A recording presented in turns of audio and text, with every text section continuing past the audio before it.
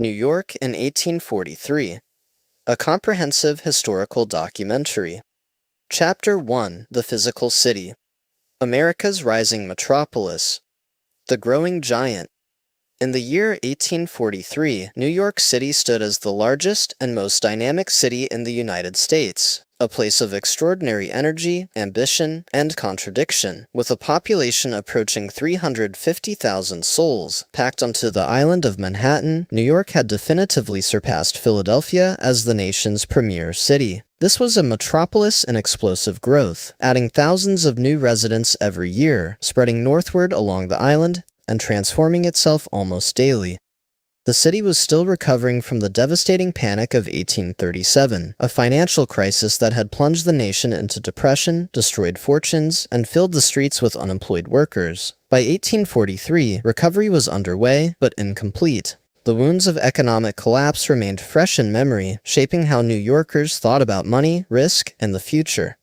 This was antebellum America, the decades before the Civil War, when the nation was expanding westward, industrializing rapidly, and grappling with the great moral question of slavery. New York State had abolished slavery in 1827, but the city remained deeply connected to the Southern economy through its cotton trade and banking relationships. The tensions that would eventually tear the nation apart were building, though few could foresee the catastrophe ahead.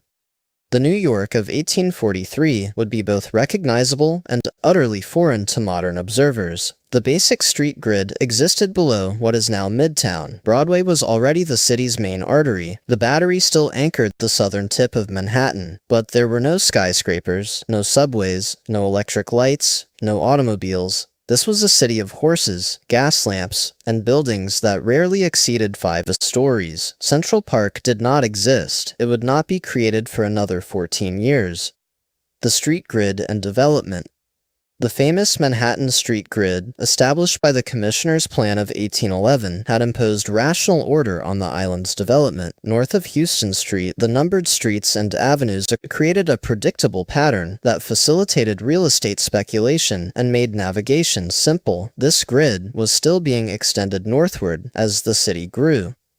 In 1843, the densely developed portion of Manhattan extended roughly to 14th Street, though significant development reached further north along the major avenues. Above this line, the landscape became increasingly rural. Farms, country estates, and scattered villages awaited absorption by the expanding city. The transition from city to countryside could happen within a few blocks.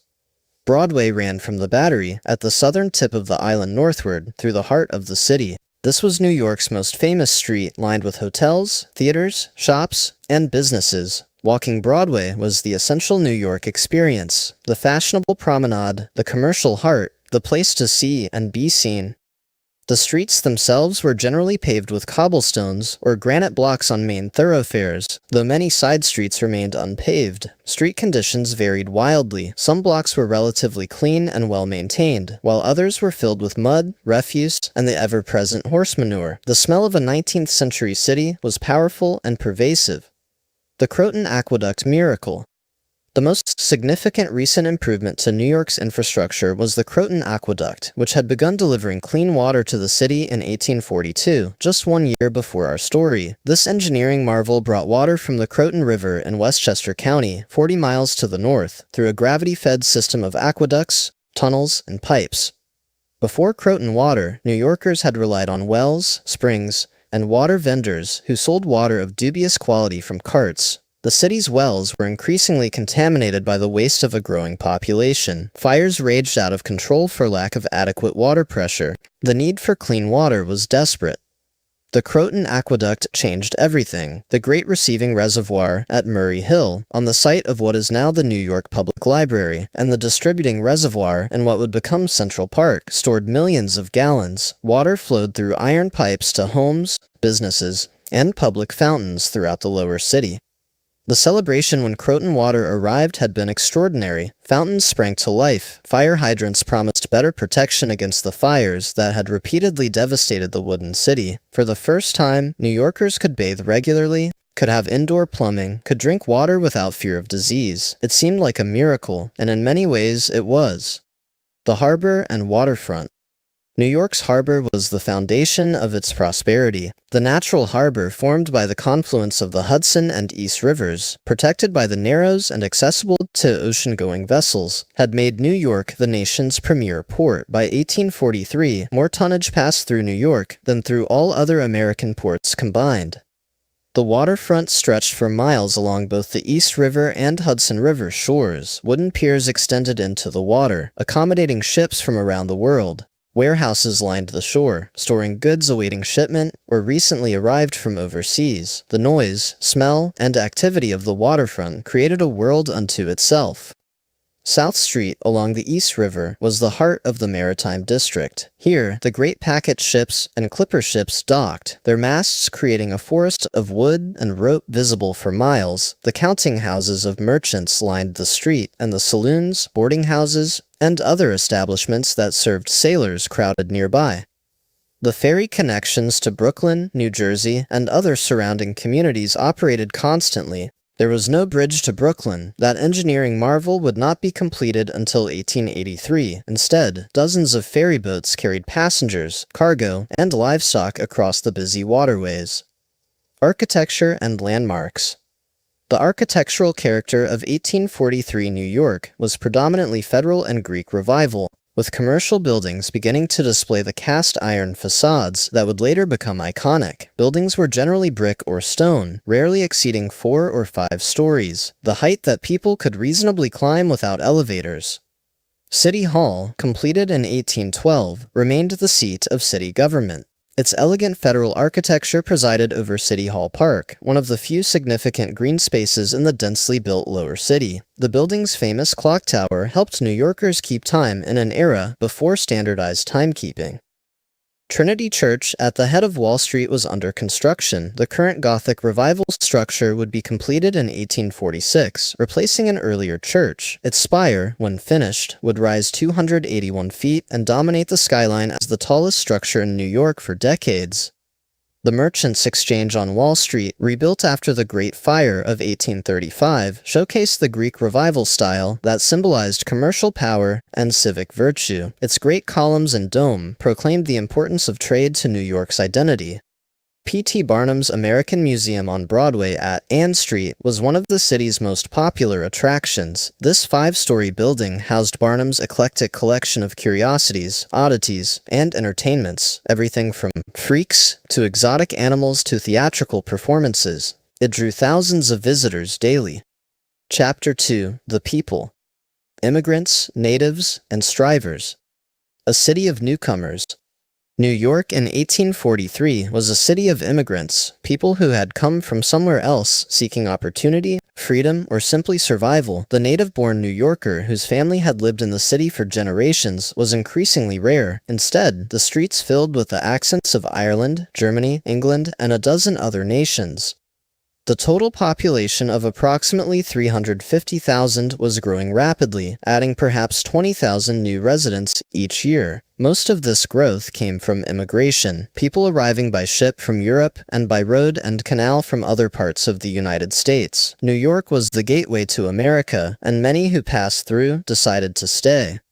The population was remarkably young. High birth rates and constant immigration meant that children and young adults predominated. Perhaps 40% of New Yorkers were under 20 years of age. This was a city of young people on the make, hustling for advantage in a competitive and often brutal urban environment. The gender balance was relatively even, though certain occupations skewed heavily male: dock workers, construction laborers, or female, domestic servants, seamstresses. Marriage rates were high, and families were large. A woman might bear 6, 8, or more children, though many would not survive to adulthood. Irish immigration. The Irish were already a significant presence in 1843, and their numbers would explode in the years ahead when the Great Famine drove millions from their homeland. But even before the famine, poverty and political oppression in Ireland pushed many to seek new lives in America. Irish immigrants typically arrived with little money and few skills that translated directly to the urban economy. They took the jobs that native-born Americans disdained: digging canals, building railroads, loading ships, cleaning streets. Irish women worked as domestic servants, laundresses, and seamstresses. The Irish faced intense prejudice from native-born Protestant Americans. Their Catholic religion was viewed with suspicion and hostility. Their poverty was attributed to moral failings rather than circumstance. "No Irish need apply" was a common sentiment, if not yet always a posted sign. The Irish were crowded into the worst housing and paid the lowest wages.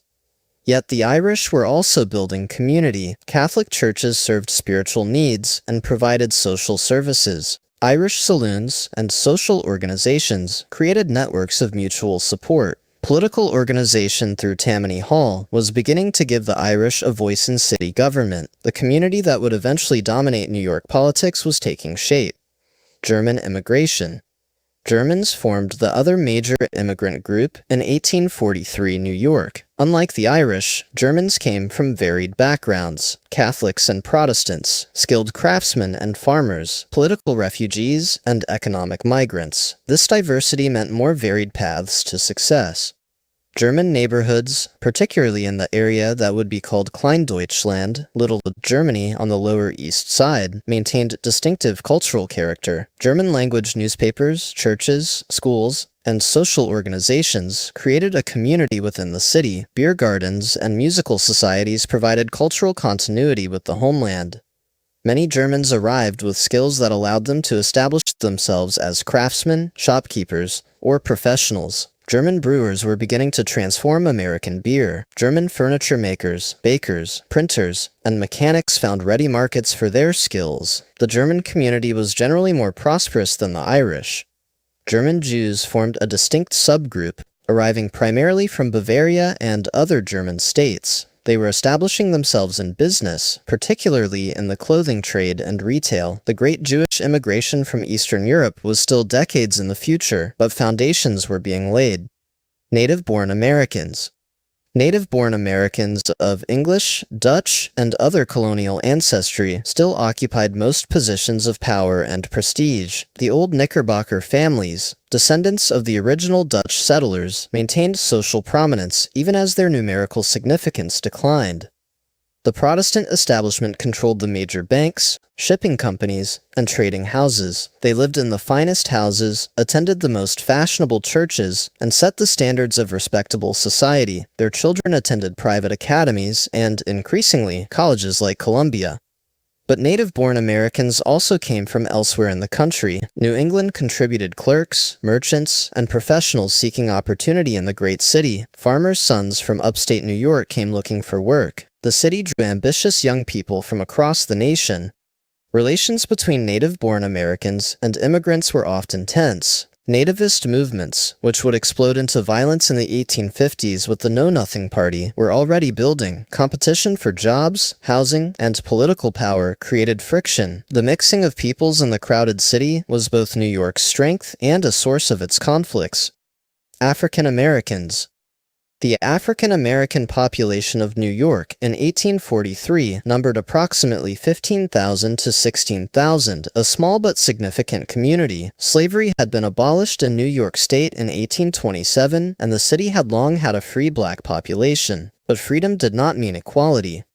African Americans faced discrimination in virtually every aspect of life. They were largely excluded from skilled trades and manufacturing. They worked as domestic servants, laborers, mariners, and in service occupations. A small middle class of ministers, teachers, and small business people provided community leadership. Segregation was widespread, though not legally mandated. African Americans lived in distinct neighborhoods, attended separate churches, and were excluded from most public accommodations. The right to vote was restricted. A property qualification applied to black voters that did not apply to whites.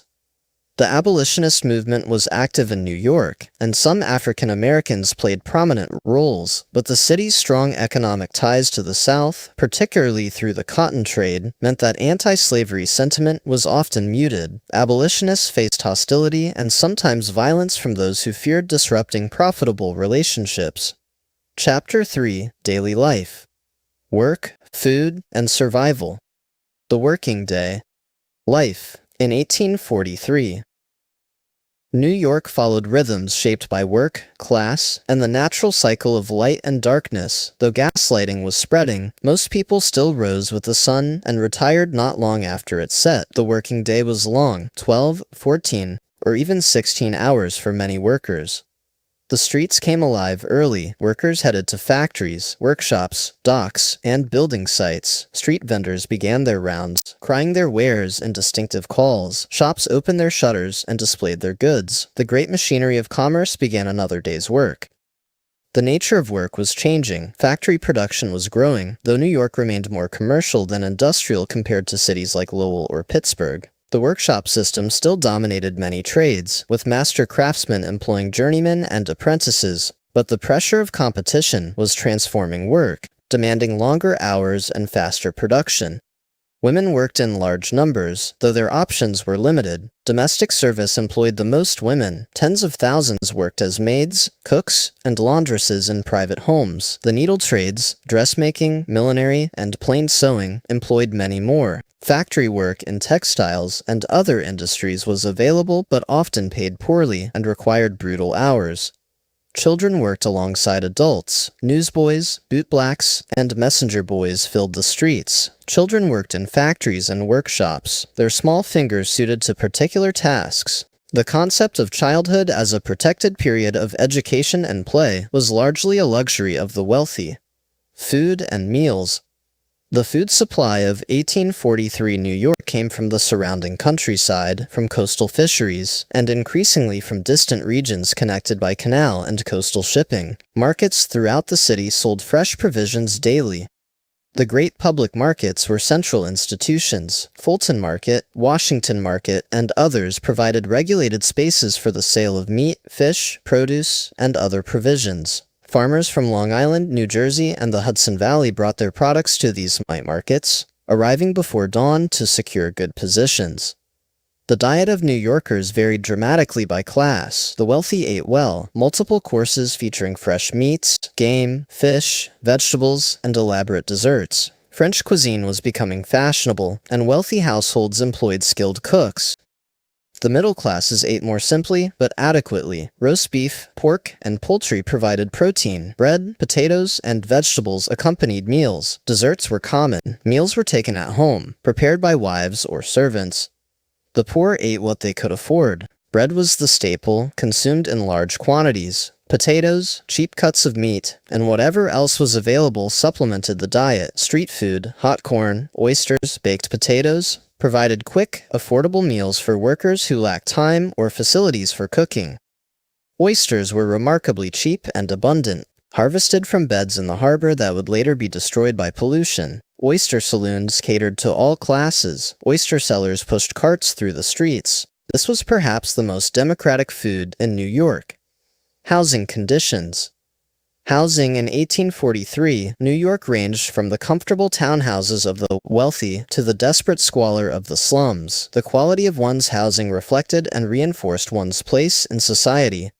The wealthy built elegant homes in fashionable neighborhoods around Washington Square, along Lower Fifth Avenue, and in other desirable locations. These houses featured the latest amenities: gas lighting, running water from the new Croton system, indoor plumbing, and central heating. Middle-class families occupied more modest houses or apartments in respectable neighborhoods. A typical middle-class home might have a parlor for receiving guests, a dining room, several bedrooms, and a kitchen. Servants, at minimum, a maid, were considered essential for maintaining respectability. Working-class housing was increasingly inadequate. As the city grew, older houses were subdivided to accommodate more families. Purpose-built tenements were beginning to appear, buildings designed specifically to house multiple families in minimal space. A working family might rent 1 or 2 rooms, sharing privies and water sources with numerous neighbors. The 5 Points. The worst housing conditions existed in the notorious 5 Points neighborhood, located where 5 streets converged in what is now Lower Manhattan. This slum had already achieved national infamy as the most dangerous, degraded, and desperate place in America. The 5 Points was home to the poorest of the poor, recent immigrants, free blacks, and those who had fallen through every safety net. Buildings that should have housed one family held dozens. Cellars served as dwellings, dark and damp, breeding disease. The streets were open sewers, and the smell was overpowering. Crime flourished in the 5 Points. The neighborhood was controlled by gangs, the Dead Rabbits, the Bowery Boys, and others, who fought for territory and power. Theft, prostitution, and violence were endemic. The forces of law rarely ventured into the worst areas, and when they did, they often retreated. Charles Dickens had visited the 5 Points during his American tour in 1842, just the year before. His descriptions in American Notes, published in 1842, brought international attention to the squalor. He described it as a place where all that is loathsome, drooping, and decayed is here. Yet the 5 Points was also a place of community, of survival against odds, of people helping each other in desperate circumstances. The immigrants and outcasts who lived there created their own society, their own economy, their own culture. Their story was not only one of victimhood, but also of resilience. Chapter 4: Commerce and Economy. The Empire City. The commercial capital.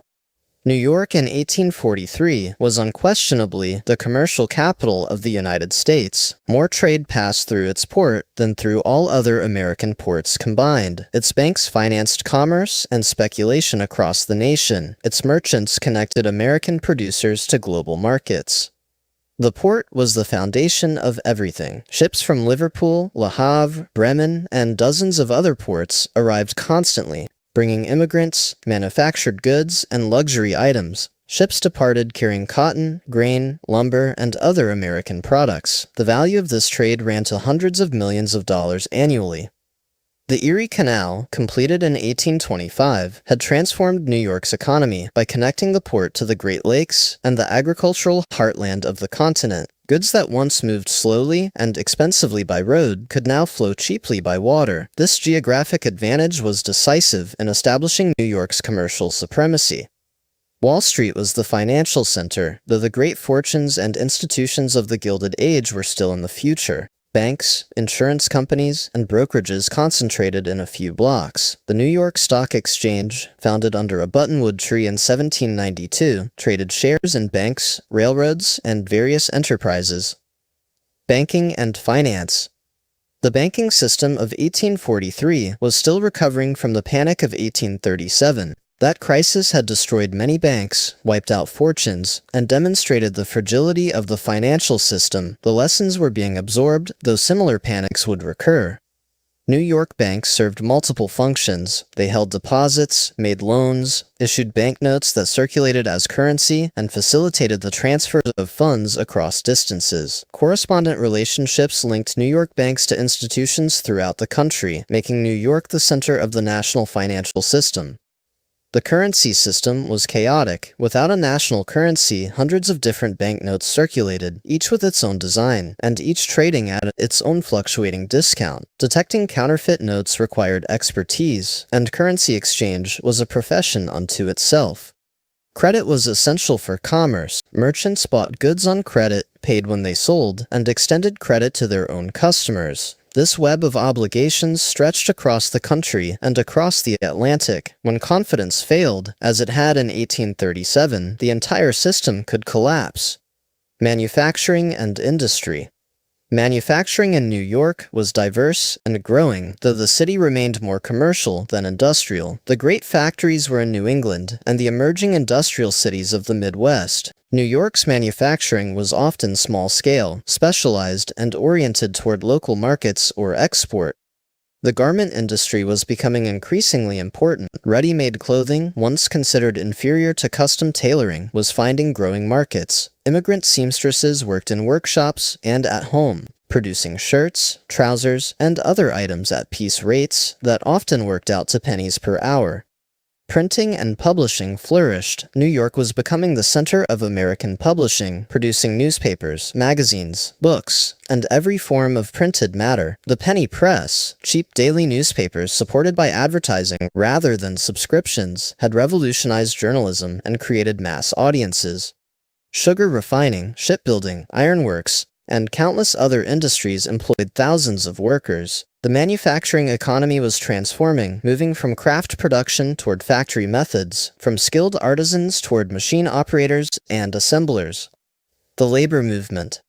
Workers were beginning to organize to protect their interests. Though the labor movement was still in its infancy, the Depression following 1837 had devastated early unions, but organization was rebuilding. Skilled trades were most likely to organize. Printers, tailors, carpenters, and other craftsmen formed associations to regulate entry to their trades, set wage standards, and provide mutual support. These organizations were ancestors of modern unions, though their power was limited. Strikes occasionally disrupted production. Workers walked out to protest wage cuts, longer hours, or dangerous conditions. These actions were usually brief and often unsuccessful, but they demonstrated growing worker consciousness. The idea that workers had collective interests opposed to those of their employers was spreading. The 10-hour movement demanded limits on the working day. Workers argued that 12, 14, or 16 hours of labor left no time for education, family, or civic participation. The demand for 10 hours seemed radical to many employers, but it would eventually succeed. Chapter 5: Government, Law, and Order. City Government and Tammany Hall. New York City government in 1843 was a patchwork of elected officials, appointed commissioners, and competing authorities. The mayor was elected annually, and the Common Council, consisting of aldermen and assistant aldermen from each ward, made policy, but power was fragmented and coordination was difficult. Tammany Hall, the Democratic political organization, was consolidating its control over city politics. Named for its meeting place, Tammany Society had existed since the late 18th century, but it was now becoming the political machine that would dominate New York for decades. Tammany's power rested on the immigrant vote. The organization provided services to newcomers, help finding jobs, assistance with legal problems, intervention with authorities, in exchange for political loyalty. This transactional politics was often corrupt, but it also provided a path into American life for people who otherwise had few advocates. The ward boss was the crucial figure in the Tammany system. He knew everyone in his neighborhood, attended every wedding and funeral, and helped constituents with their problems. In return, he delivered votes on election day. This personal politics created bonds of loyalty that transcended issues or ideology. Law and the courts. The legal system of 1843 New York combined multiple levels of courts with overlapping jurisdictions. The state courts handled most serious matters. City courts dealt with local issues. Justices of the peace heard minor cases. The system was complex, slow, and expensive to navigate. The legal profession was growing and increasingly important. Lawyers handled the contracts, property transactions, and disputes that commercial life generated. Some lawyers also entered politics, using their skills in the legislative and electoral arenas. Criminal law remained harsh, though capital punishment was being restricted. Murder, arson, and a few other crimes carried the death sentence. Other felonies were punished by imprisonment in state prisons. Minor offenses might result in fines, confinement in local jails, or public humiliation. Punishment was being reformed according to new ideas about rehabilitation. Auburn Prison in upstate New York pioneered the silent system, which isolated prisoners at night and imposed silence during daytime labor. Whether this actually reformed criminals was debated, but the older system of corporal punishment and public shaming was giving way to incarceration. The police. New York's police system in 1843 was inadequate and in transition. The old system of constables and night watchmen was clearly insufficient for a city of 350,000 people. Reform was being discussed, and a professional police force would be established in 1845, modeled on London's Metropolitan Police. The night watch patrolled the streets after dark, theoretically guarding against crime and fire, but watchmen were often elderly, poorly paid, and ineffective. They were the butt of jokes, and frequently failed to prevent crimes committed under their noses.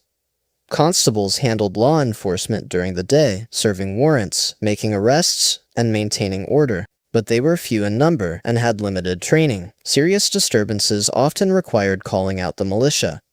Crime was a significant concern. Theft, robbery, and assault were common, particularly in poorer neighborhoods. Prostitution was widespread, concentrated in certain districts, but present throughout the city. Gambling flourished despite periodic crackdowns. The gangs of the Five Points and other neighborhoods provided organization for criminal enterprise. Fire protection. Fire was a constant threat in a city built largely of wood. Despite increasing use of brick construction, fire remained the great destroyer, capable of wiping out entire blocks in hours. Fire protection was a matter of survival. Volunteer fire companies provided protection. These organizations, composed of neighborhood men who served without pay, responded to alarms, manned pumps, and fought to save buildings and lives. The companies were important social organizations, binding men together through shared danger and camaraderie. Competition between fire companies was intense and sometimes violent. Companies racing to fires might fight each other for the honor of being first to arrive. Rivalries between companies representing different ethnic groups or neighborhoods added fuel to these conflicts. The Croton water system was improving fire protection by providing reliable water pressure. Hydrants connected to the water mains allowed firefighters to tap water supplies anywhere in the served area. This was transforming firefighting from a desperate bucket brigade to something more systematic. Chapter 6: Culture, Religion, and Entertainment. The religious landscape. Religion remained central to American life in 1843, and New York's religious landscape reflected the diversity of its population. Protestant denominations dominated numerically and socially, but Catholic, Jewish, and other communities were growing.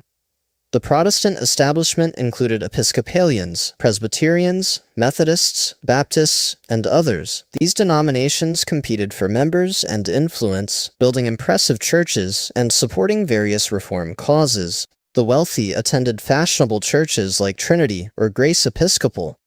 The Second Great Awakening, the evangelical religious revival that had swept the country in earlier decades, continued to shape Protestant practice. Emphasis on personal conversion, emotional worship, and moral reform characterized evangelical Christianity. Reform movements, temperance, abolition, education, often had religious roots.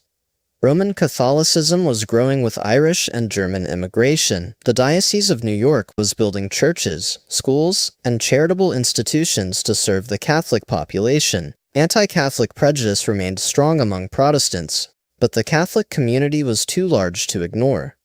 The Jewish community was still small, but establishing institutions that would serve larger populations in the future. Synagogues, charitable organizations, and social clubs created community structure. Most Jews in 1843 came from German-speaking areas and were relatively well integrated economically.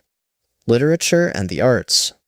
New York in 1843 was developing into a cultural capital. Publishers, editors, and writers were creating an American literature that could stand comparison with European work. The visual arts, theater, and music all flourished.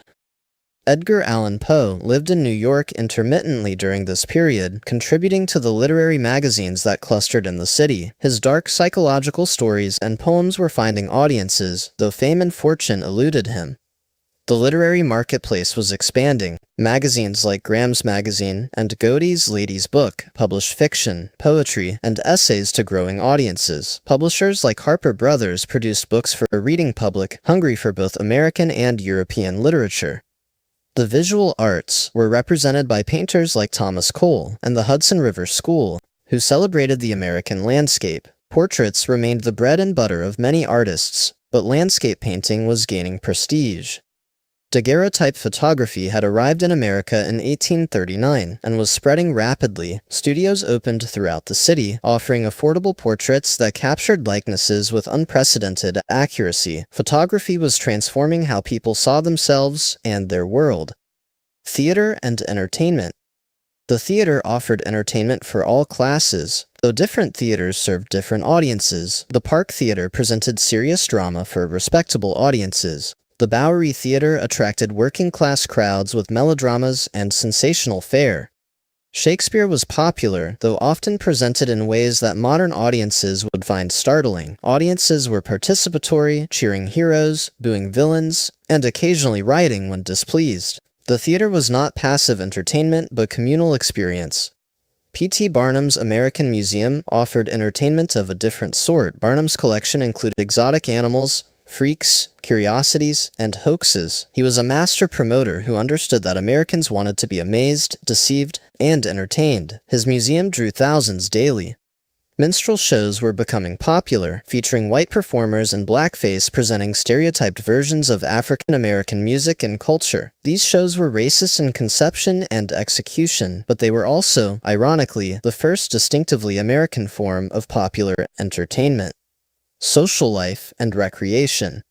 Social life. In 1843, New York varied by class, but all New Yorkers sought relief from work and domestic routine. The forms that recreation took reflected both personal circumstances and the limited options available. The wealthy attended balls, dinners, and social gatherings in private homes. The social season brought the elite together for events that reinforced class boundaries while allowing for courtship and display. Fashion, manners, and connections mattered enormously in these circles.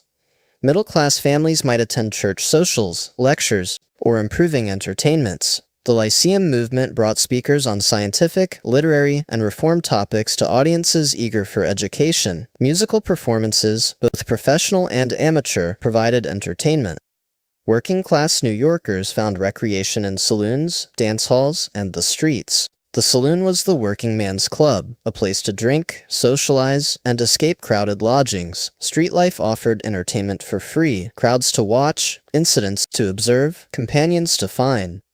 Sunday was theoretically a day of rest, though Sabbath observance varied. Churches expected attendance, but not everyone complied. Excursions to the countryside, visits to beer gardens, and other recreational activities competed with religious observance. Conclusion. New York in 1843 was a city in the midst of transformation. The completion of the Croton Aqueduct had just brought clean water to a city desperately in need. Immigration was swelling the population with Irish, German, and other newcomers. The commercial economy was recovering from the Panic of 1837 and positioning New York as the undisputed center of American business. The city was growing physically, spreading northward along the island, absorbing farmland and transforming it into streets and buildings. The street grid was being extended. New neighborhoods were taking shape. The city that would become a world metropolis was being built, block by block. But the problems were growing too. Housing conditions in the slums were worsening. Disease remained a constant threat, though Croton water would help. Crime was endemic in certain neighborhoods. The gap between rich and poor was widening. The tensions between native-born Americans and immigrants, between Protestants and Catholics, between workers and employers, were building. The Civil War was still 18 years in the future, but the issues that would cause it were already present. Slavery existed in the South, and New York's economy was tied to Southern cotton. Abolitionists challenged the national compromise, while others defended it as necessary for peace and prosperity. The question could be deferred, but not avoided forever.